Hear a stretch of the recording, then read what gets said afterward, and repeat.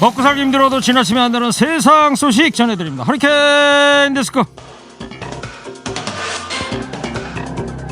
첫 번째 소식입니다. 정부가 오는 28일부터 내달 11일까지 2주를 추석 특별 방역 기간으로 정하고 한시적으로 방역 대책을 강화하기로 했습니다. 수도권의 경우 집에 머무는 국민이 많이 찾을 식당, 놀이공원, 영화관 등의 방역 수칙을 한층 강화합니다. 비수도권에서는 고향을 찾는 분들과 여행에 나선 분들이 방문할 것으로 보이는 유흥시설 등에 대해서 최소 1주간 집합금지 조치가 시행됩니다. 또 추석 연휴 기간에 마을잔치와 민속놀이 등을 하려면 인원수를 제한해야 하고 프로야구나 축구, 씨름 경기 등 모든 스포츠 행사도 무관중 경기로 진행합니다. 정세균 국무총리는 이번 조치에 대해서 거리두기 단계의 획일적 적용보다는 추석의 시기적 특성과 지역별 여건을 세밀히 고려했다고 설명했습니다. 그리고요, 정세균 총리가 TBS 청취자 여러분에게도요 직접 당부의 말씀을 전해왔는데요. 함께 들어보세요. 안녕하세요. 국무총리 정세균입니다. 올 추석 연휴는 코로나19 방역의 가장 중요한 시점입니다.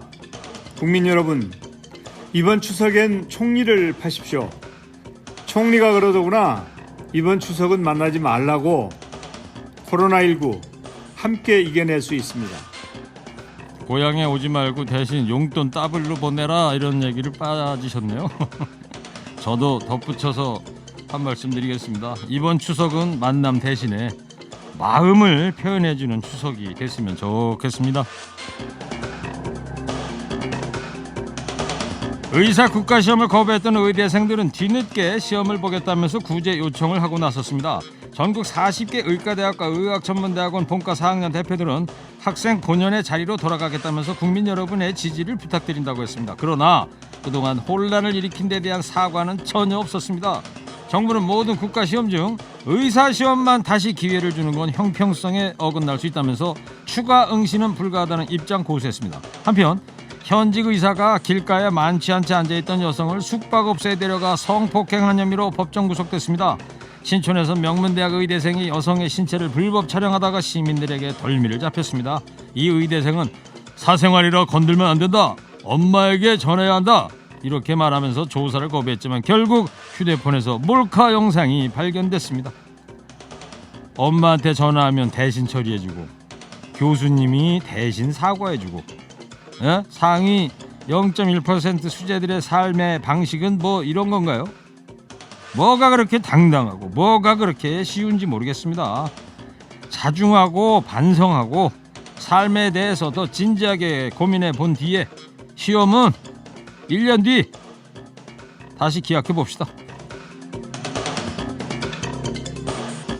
다음 소식입니다. 문재인 대통령과 스가 요시히데 일본 총리가 어제 첫 전화통화를 했습니다. 한국 측의 제안으로 성사된 통화에서 문 대통령은 스가 총리의 취임을 축하하며 일본은 동북아 및 세계 평화와 번영을 위해 협력해야 할 동반자라고 평가했습니다. 이에 대해서 스가 총리는 한일이 과거사에서 비롯한 여러 현안으로 어려운 상황이나 문 대통령과 함께 양국 관계를 미래지향적으로 구축하기를 희망한다, 이렇게 화답했습니다. 다만 스가 총리는 전화통화 뒤 기자들과 만난 자리에서 강제징용 등 현안에 대한 일본의 일관된 입장을 토대로 한국의 적절한 대응을 요구해 나가겠다고 설명했는데요. 일본 언론은 한일 정상의 소통이 시작된 것에 의미를 두면서도 한일 관계 회복은 쉽지 않다고 평가했습니다. 아이고, 스가 이를 어쩔 수가.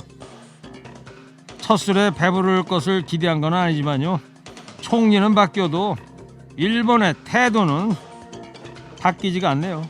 그러나 이번 한일 정상의 첫 통화가 장기적 관계 복원의 출발점이 되기를 기대해 보겠습니다.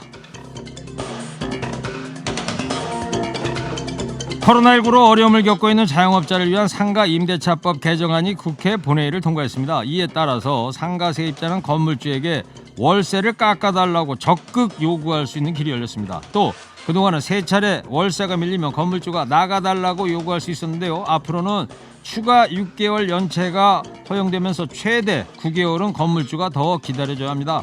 소상공인들은 이번 개정안 통과에 환영의 뜻을 나타냈습니다.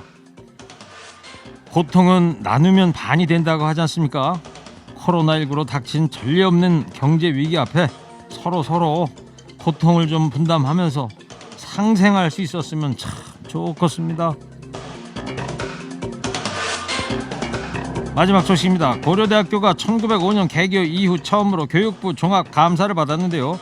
교수들이 자녀에게 본인 강의를 수강하게 하고 높은 학점을 매긴 사실이 무더기로 적발이 됐습니다.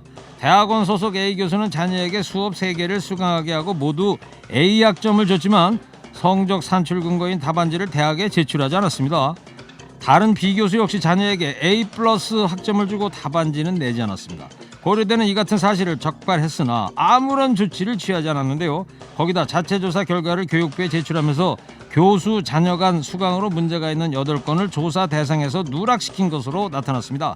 또 교수 13명은 음식점으로 위장한 강남 룸살롱에서 1인당 많게는 86차례에 걸쳐서 법인카드 총 6,693만 원을 결제한 것으로 드러났습니다. 부모님 피땀 어린 등록금 받아서 교수들이 룸사롱에서 썼대요. 자기 자식들은 묻지도 따지지도 않고 A 학점 줬대요. 어제는 중앙대, 오늘은 고려대. 이러고도 진리의 상아탑, 지식의 전당이라고 할 수 있겠습니까? 오늘 허리케인 데스크 여기까지 하겠습니다. 깨어있는 시민이 됩시다.